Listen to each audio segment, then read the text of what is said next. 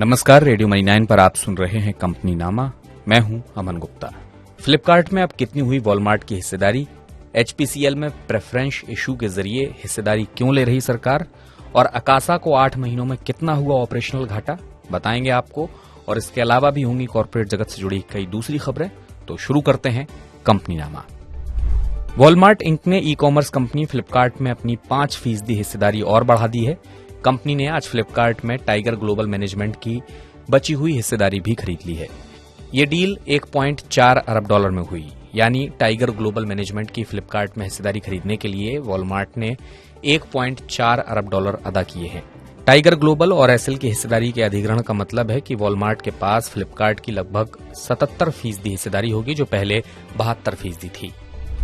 दिग्गज IT service company Tata consultancy services यानी TCS ने अपने सीनियर मैनेजमेंट कर्मचारियों के पदों में बदलाव की घोषणा की है।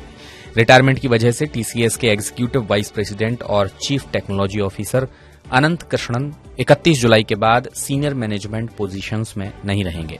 डॉक्टर हैरिक विन 1 अगस्त 2023 से चीफ सर्विसेज इनोवेशन ऑफिसर के रूप में कार्यभार संभालेंगे।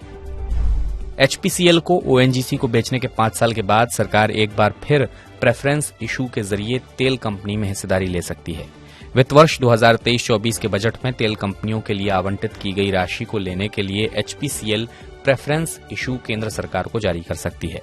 इसके पीछे की वजह सरकार की ओर से तेल कंपनियों को घाटा कम करने के लिए दी जाने वाली राशि है। पिछले साल कच्चे तेल के दाम ज्यादा होने की वजह से और पेट्रोल डीजल के दाम न बढ़ने की वजह से तेल कंपनियों को घाटा हुआ था। गो फर्स्ट ने नेशनल कंपनी लॉ ट्रिब्यूनल यानी एनसीएलटी से संपर्क कर उन यात्रियों को पैसे वापस करने की अनुमति मांगी है जिन्होंने 3 मई के बाद ट्रेवल करने के लिए टिकट बुक कराई थी। गो फर्स्ट ने इसको लेकर आवेदन दिया है। यह आवेदन एनसीएलटी की दिल्ली पीठ के समक्ष पेश किया गया है। आज हुई सुनवाई में कोर्ट ने गो फर्स्ट की कमेटी ऑफ क्रेडिटर्स और इंसॉल्वेंसी एंड बैंक्रप्सी बोर्ड को नोटिस जारी करके उनका जवाब मांगा है। अब अगली सुनवाई 7 अगस्त को होगी। Reliance general insurance company limited ने बताया कि उसने कर्ज में डूबी मूल इकाई रिलायंस कैपिटल को इक्विटी शेयर जारी करके 200 करोड़ रुपए की पूंजी जुटाई है। रिलायंस कैपिटल दिवाला और दिवालियापन संहिता के अनुसार समाधान प्रक्रिया के तहत है। कंपनी ने एक बयान में कहा कि ये पूंजी जुटाने के साथ आरजीआईसीएल बीमा के क्षेत्र में उभरते अवसरों को भुनाने के लिए वित्तीय मजबूती और तत्परता के प्रति अपनी प्रतिबद्धता को मजबूत कर रहा है। भारत की नवीनतम एयरलाइन अकासा एयर ने वित्त वर्ष 2023 के 8 महीनों में 602 करोड़ रुपए के ऑपरेटिंग घाटे की सूचना दी है। लोकसभा में एक सवाल के जवाब में नागरिक उड्डयन मंत्रालय ने पिछले वित्तीय वर्ष के लिए अकासा एयर के परिचालन राजस्व और खर्चों को साझा किया। अकासा एयर ने अगस्त 2022 में अपना परिचालन शुरू किया था। इलेक्ट्रिक स्कूटर बनाने वाली देश की सबसे बड़ी कंपनी ओला इलेक्ट्रिक ने वित्त वर्ष 2023 में करीब 1118 करोड़ रुपए का ऑपरेटिंग घाटा दर्ज किया है।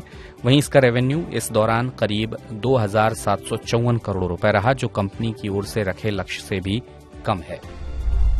वेदांता ग्रुप सेमीकंडक्टर प्रोजेक्ट के पहले चरण में कुल $20 अरब के खर्च में $5 अरब का निवेश करेगा।